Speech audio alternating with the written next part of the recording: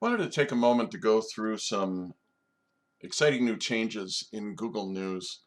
Um, these came to me totally by surprise. I hadn't heard that any updates were in the works, and it was just very pleasant to go into Google News one morning and to see that um, the people at Google had finally given it some love and a total beauty makeover, so it's now more consistent with Google's material design. Wanted to show you, this of course is a newspaper that I've modified according to things that I care about, and you can do that very easily. Like, let's say there's a topic that you're very interested in, like the World Cup, okay? You can go ahead and search for this, and you'll see a section called World Cup, and you can read this if you'd like. You can look at the related topics on the right hand side, and Google does a very good job of coming up with semantically related topics. And then you can say add a new section. So I'm going to go ahead and add this to my paper, and now you see that there is a section called World Cup down in the lower left hand corner. So you manage these sections by clicking Manage Sections. You can add new ones. These are the active ones. You can move those sections up and down in the order that you want to see. And it's a very powerful and useful tool. The second thing that you can do is to actually add geographies. This will tell you, based on where your computer thinks you are, what is your local news. But you can also put in different geographies and look down and see all of your local news. Now, this is particularly useful in my area because Gannett has killed all of the small local newspapers, and sometimes it's very hard to find local news.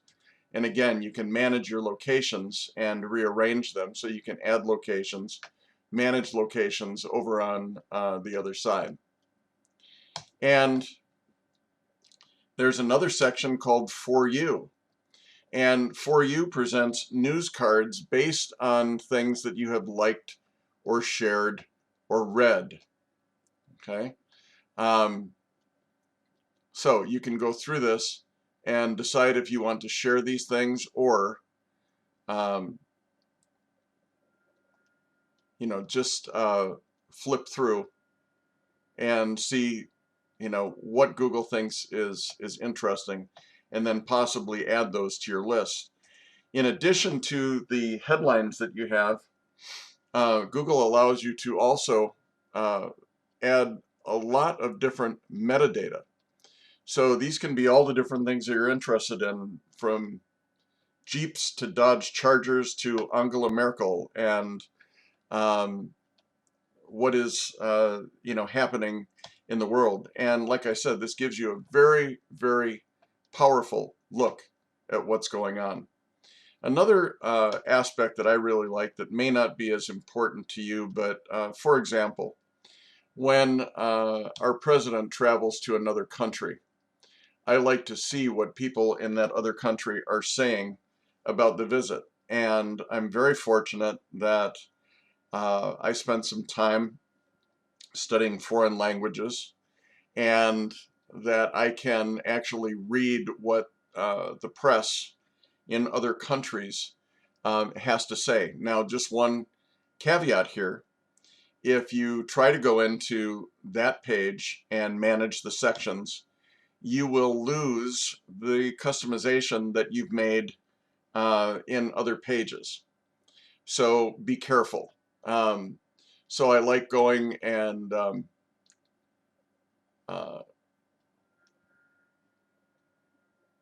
again, hear what you see. Like, for example, I told you that it thought, my computer thinks it's in Chicago, even though I'm in Green Bay, and that's because of my internet connection.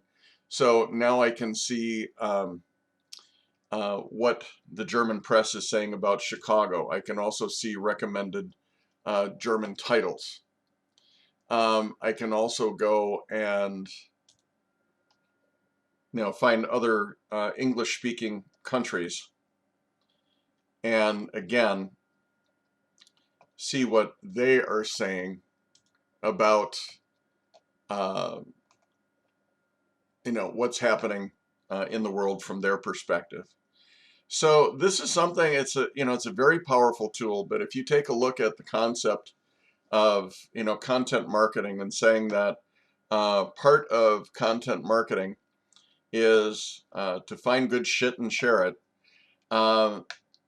Google News is a very powerful way to make information flow to you, and as such could be a very powerful tool, or as powerful a tool for you as it is for me. If you have any questions or feedback, please let me know. I love talking about these kind of tools and news aggregation in general, and I have like to think a fairly good perspective to share about it.